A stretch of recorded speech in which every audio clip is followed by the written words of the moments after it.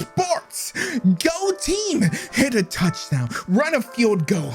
Look, I'll be honest. The only sport I've ever cared about either started with an E or was baseball. But even I can enjoy a good sports anime, like any other weeb, from the comfort of my gaming chair, eating some DoorDash. This is dropped where we go ahead and we look at the first episode of all these new currently airing animes, because let's face it, when we watch animes as Westerners, we have to make it almost completely about the anime or we're gonna miss like 95% of everything that's going on. We gotta read that shit. All right, so there's no playing Call of Duty in the background. There's no playing Fortnite, whatever you're doing. You have to be really attentive. So we have to figure out, are these shows even worth our time? And that's what we do here on Dropped. We just go ahead, do a short little review on the first episodes to let you know, hey, this is something worth me investing all this time into. And Sports Climbing Girl is one that we're doing today. Sports Climbing Girl is just that.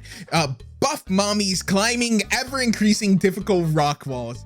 It's a really obscure sport you've probably only watched when it's like 2 hours before you have to get up for work or school and you're like 50 videos deep into the YouTube recommendation train. While it's a sports anime though, it takes a more realistic approach than a show like Ippo or ICO 21 that has a lot more questionable anime-esque tropes. Sure, this person who I can't really remember their names, I'm on that Cosma like I can't recognize these characters by anything other than their appearances, like their boob sides.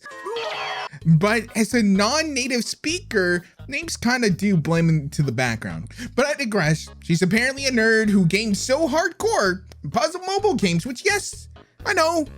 Most of you are laughing at the fact that that's seen as a hardcore gamer in this world. Oh, all my homies spend 500 hours a week in the high intensity gameplay that is RuneScape and Among Us.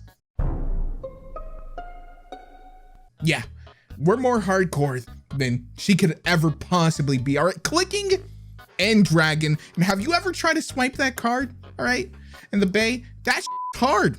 But apparently she ruins her life just the same and borderline flunks middle school. At least I hope it was at least middle school, because if they're not even in high school, I'm starting to feel real self-conscious from these gains that these children have apparently, because they're making anything that I've ever achieved physique-wise look like utter shit.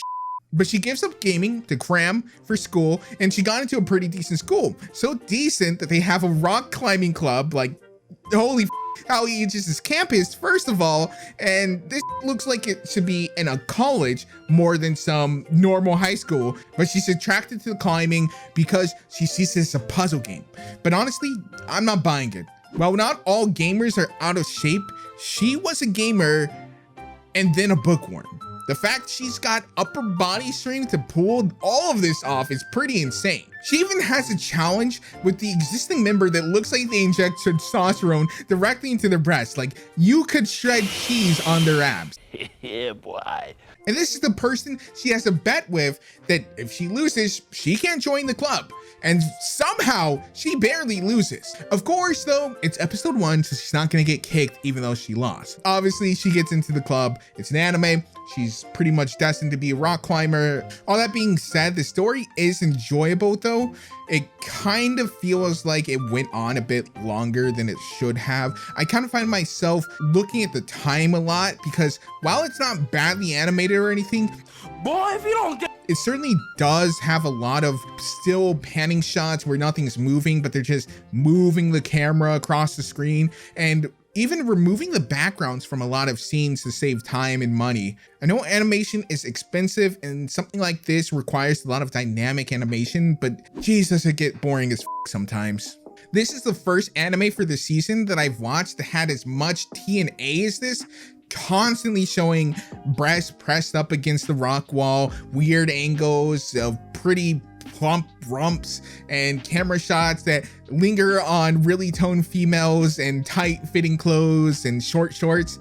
I'm certainly not complaining, of course. I enjoy it all, but if you're looking for something a bit more wholesome, this may not be something that you want to watch. Just keep that in mind. At no point do I feel like it's excessive, especially given all that anime typically is, but it's certainly prominent, and I can only imagine from the cover that it gets even more perverse. Something I actually look forward to, sure, but something that you may not. The story itself is certainly more grounded, sans a few unrealistic parts, like I said, where the nerd is being able to do this, and the fact that the school has the money for it.